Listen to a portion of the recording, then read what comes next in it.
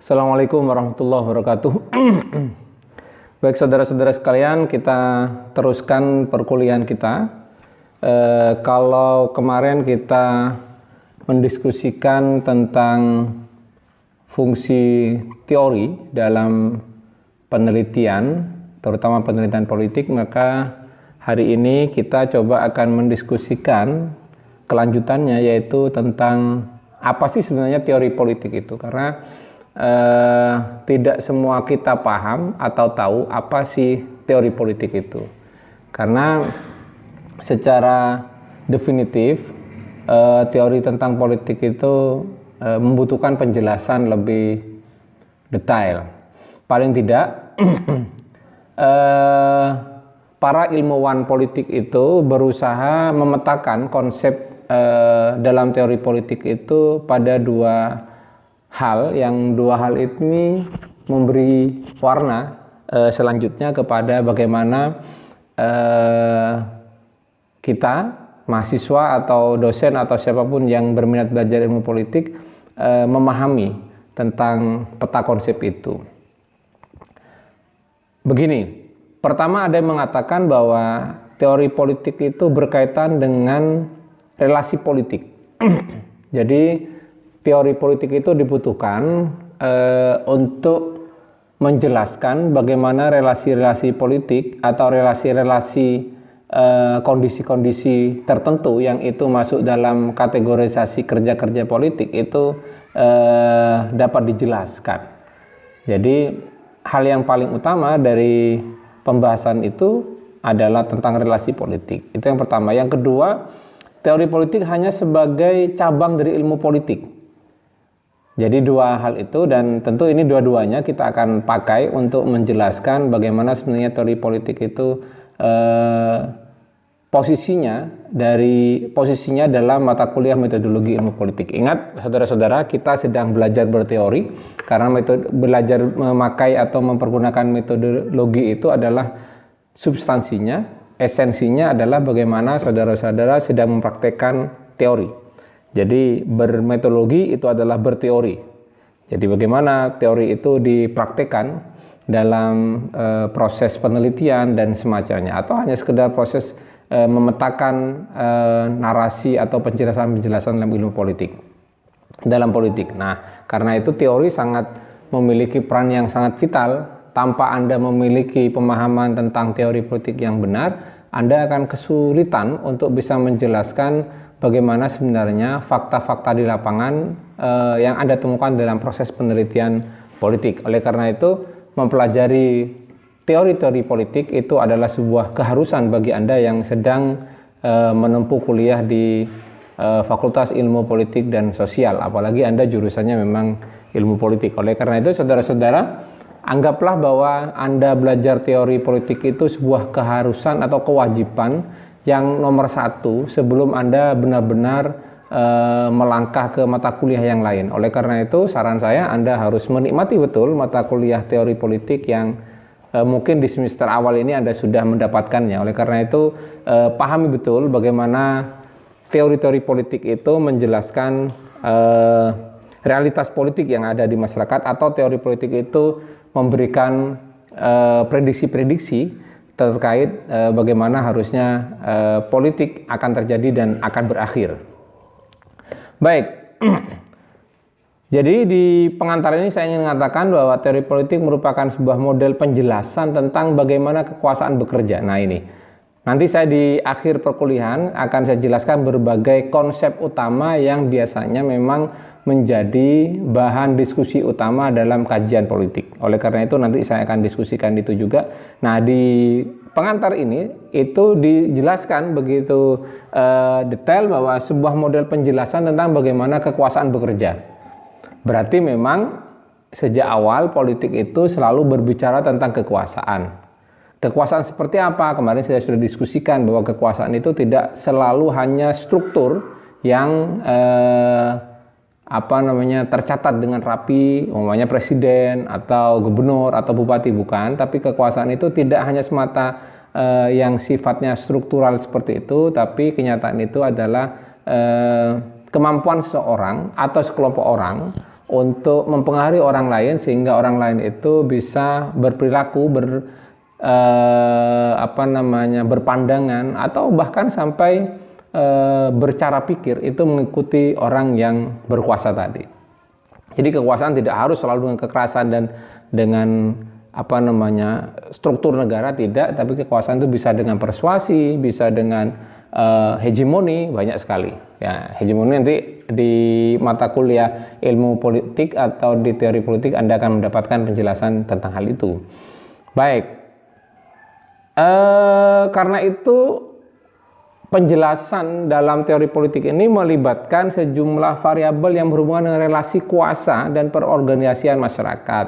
Karena itu variabel-variabel yang akan dijelaskan dalam teori-teori politik itu akan selalu berkorelasi dengan relasi kuasa. Nah, nanti ada penjelasan tentang relasi kuasa yang disampaikan oleh Michael Foucault umpamanya, bagaimana ternyata ilmu pengetahuan sendiri tidak lepas dari relasi kuasa. Bagaimana ilmu pengetahuan itu sangat mungkin diwarnai oleh kekuasaan. Bagaimana bahwa sejarah itu sangat dikendalikan oleh siapa yang sedang berkuasa. Ini misal ketika Orde Baru masih berkuasa, sejarah perjuangan bangsa ini selalu didominasi oleh kehebatan Pak Harto. Misal serangan 1 Maret umpamanya yang menjadi tonggak kembalinya Yogyakarta sebagai ibu kota itu, kalau di zaman Orde Baru berkuasa, film-film yang diproduksi oleh kekuasaan pada waktu itu selalu menempatkan Pak Harto, waktu itu masih letkol mungkin pangkatnya,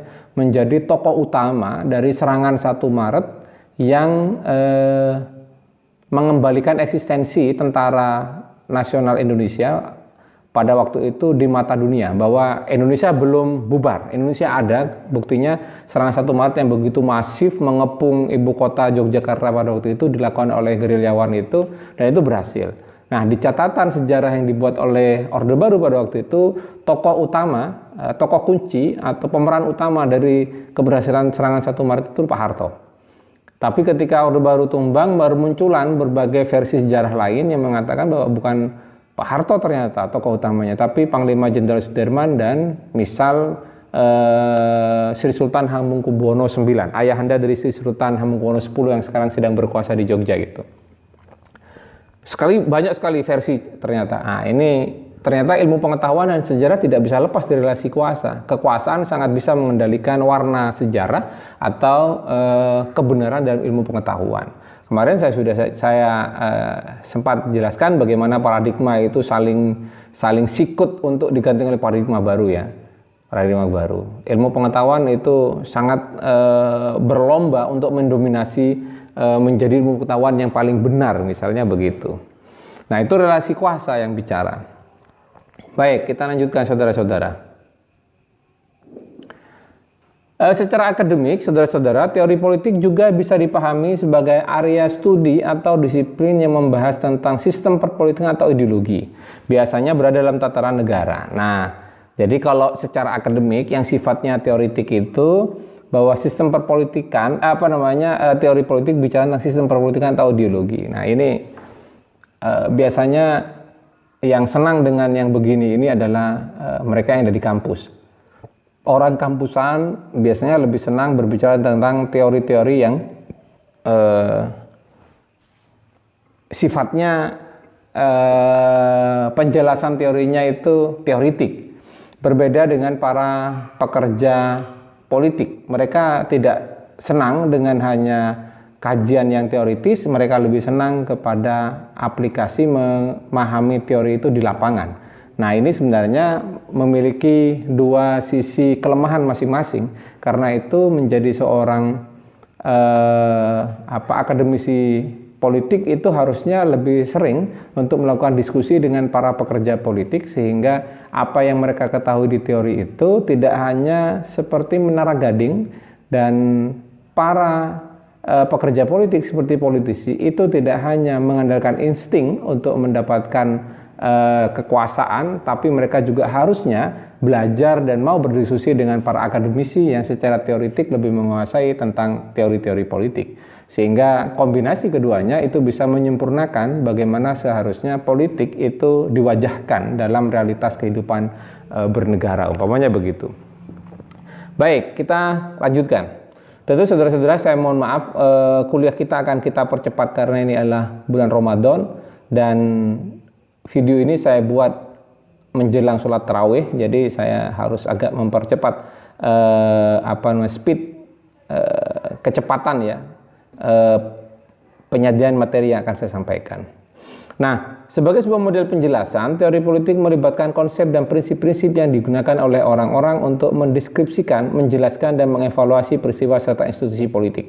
Jadi, ada konsep-konsep yang biasa dipakai atau konsep-konsep yang disepakati bersama itu dipilih untuk menjadi penjelas atau menjadi batu lompatan menjelaskan bagaimana peristiwa politik itu atau institusi politik itu bekerja. Nah, karena itu nanti di akhir perkuliahan ini saya akan menyampaikan beberapa konsep yang biasa dipakai dalam teori politik. Tentu sangat banyak, tapi saya akan memilih dan memilah beberapa yang paling sering dipakai. Karena itu saudara-saudara nanti bisa membaca sendiri dari halaman akhir dari PowerPoint yang saya buat ini, dan itu insya Allah akan membuat Anda semakin mudah memahami bagaimana sebenarnya teori politik itu memakai konsep-konsep tertentu untuk membantu menjelaskan bagaimana kerangka kerja teori politik dan bagaimana peristiwa dan institusi politik itu bisa dievaluasi oleh teori politik. Baik, kita lanjut saudara-saudara. Lalu sebenarnya teori politik itu apa? Nah, ini ada seorang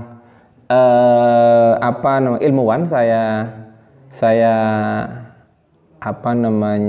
sebut di situ, yaitu Frederick Dolan, menyebut teori politik sebagai sebuah penjelasan tentang perpolitikan yang komprehensif dan definitif.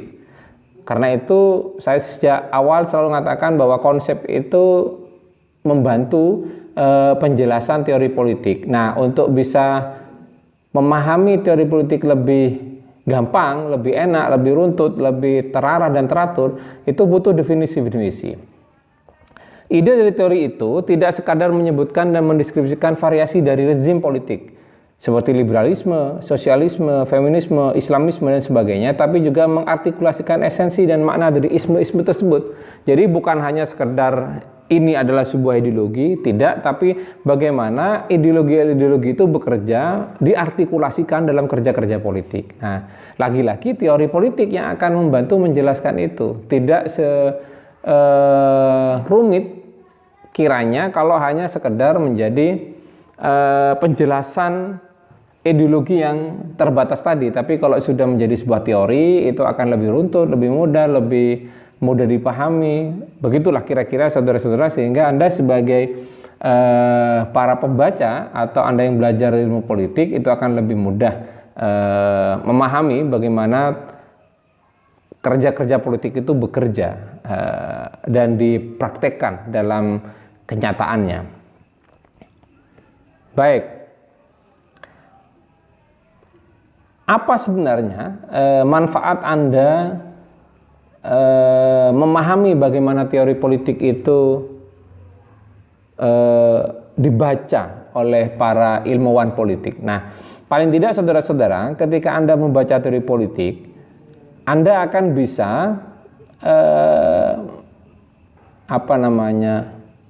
menduga-duga bagaimana teori politik itu menjelaskan dan bagaimana setiap perilaku politik atau kerja-kerja politik itu dapat diidentifikasi tujuannya apa. Misal, Donald Trump hari ini ketika Amerika itu benar-benar dibuat bingung dengan pandemi COVID-19 ini, dan Donald Trump itu kehabisan akal sebenarnya sudah untuk menaikkan ratingnya karena kurang berapa bulan ke depan akan ada pemilu umpamanya. Dia mulai kebingungan, dia kehabisan amunisi bagaimana harusnya mengangkat grid atau mengangkat rating dia agar terpilih kembali. Maka apa yang dia lakukan? Dia mulai mencari musuh untuk sekedar membantu menjelaskan kepada masyarakat Amerika bahwa dia masih dibutuhkan. Apa yang dia lakukan? Dia mulai serang kiri, serang kanan. Dia sudah mulai memilih musuh, siapa yang akan jadikan musuh untuk dijadikan emosi bersama orang Amerika, sehingga orang Amerika punya kesimpulan harus mendukung Trump. Ya pilihannya tetap antara Iran, Korea Utara, Cina. Yaitu kenapa? Karena negara-negara ini yang secara emosional itu berhasil diciptakan oleh Amerika dalam bayangan warga Amerika sebagai musuh Amerika. Maka Trump ingin mendapatkan dukungan kembali dengan cara membangunkan kembali bayangan-bayangan orang Amerika tentang bahayanya musuh itu. Nah, kalau Anda membaca teori politik konspirasi, Anda akan bisa membaca bahwa ini adalah idenya Trump. Atau ketika Anda belajar tentang komunikasi politik, Anda bisa melihat ini adalah salah satu jurus mabuknya Trump, jurus terakhirnya Trump sebelum dia betul-betul jatuh karena dia tidak mendapatkan prestasi apapun selama memimpin umpamanya. Selain dia berhasil membuat sekat permusuhan yang jelas kepada negara-negara itu, Cina, Iran, dan Korea misal begitu.